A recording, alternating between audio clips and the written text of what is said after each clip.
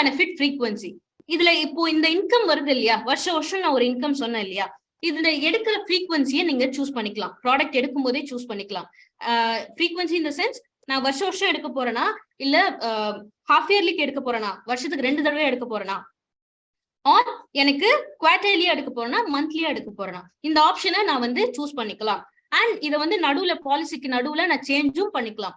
But change பண்றதுக்கு முன்னாடி நான் 45 டேஸ்க்கு முன்னாடி நான் இன்ஃபார்ம் பண்ணிருக்கணும். லைக் என் பாலிசியை நான் வந்து ஃப்ரீக்வன்சி மாத்திக்கிறேன் அப்படிங்கிற மாதிரி நான் இன்ஃபார்ம் பண்ணிருக்கணும். பட் பிளான் ஆப்ஷன் நான் சொன்னேன் இல்லையா, இன்கம் வாங்குறது, இன்னொன்னு income plus return of premium வாங்குறது. இந்த 2 ஆப்ஷனையும் என்னால மாத்திக்க முடியாது. ஒன்ஸ் நான் பாலிசி எடுக்கும்போது எனக்கு இன்கம் மட்டும் நான் போதும்னு சொல்லி பாலிசி எடுத்துட்டேன்னு வச்சுக்கோங்களேன், நான் பாலிசிக்கு ஒரு சில வருஷம் போனதுக்கு அப்புறம் எனக்கு ரிட்டர்ன் ஆஃப் பிரீமியமும் கொடுத்துருங்களேன் அப்படின்னு நான் கேட்கறேன்னா கம்பெனி கொடுக்காது.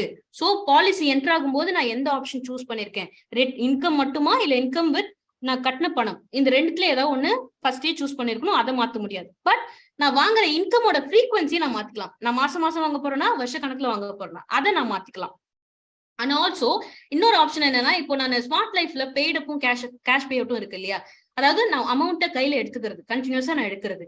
ஆர் நான் என்ன பண்றேன், இப்போதைக்கு எனக்கு பண தேவை இல்லை, நான் வந்து பணத்தை அப்படியே தேக்கி வைக்கிறேன். ஸோ பெய்டப்ல வைப்பீங்க இல்லையா, ஸோ ஒரு வருஷம் வர அதே பெய்டப்லயே அதே அக்கௌண்ட்லயே வந்துகிட்டே இருக்கும், அக்ரூட் ஆயிட்டே இருக்கும்.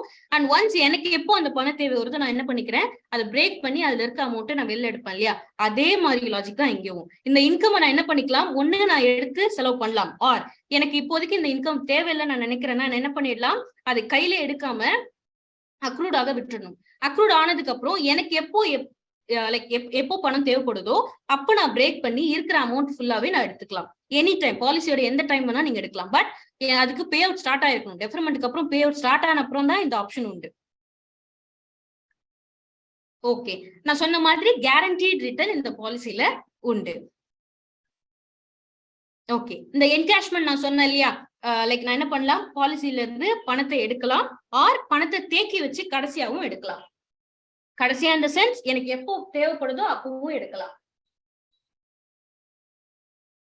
டெஃபர்மெண்ட் பீரியட், சோ நான் சொன்னாலே அந்த பிபிடி முடிஞ்சதுக்கு அப்புறம் டெஃபர்மெண்ட் பீரியட் வரும். சோ இந்த டெஃபர்மெண்ட் பீரியட் கண்டிப்பா இருக்கணும், 0 கிடையாது. டெஃபர்மெண்ட் இல்லாமலே பாலிசி கொடுப்பாங்களா, கொடுக்க மாட்டாங்க. சோ நான் என்ன பண்ணணும், டெஃபர்மெண்ட் பீரியட் சூஸ் பண்ணணும். இது 1ல இருந்து 5 வருஷத்துக்குள்ள நான் எப்போ வேணா சூஸ் பண்ணிக்கலாம்.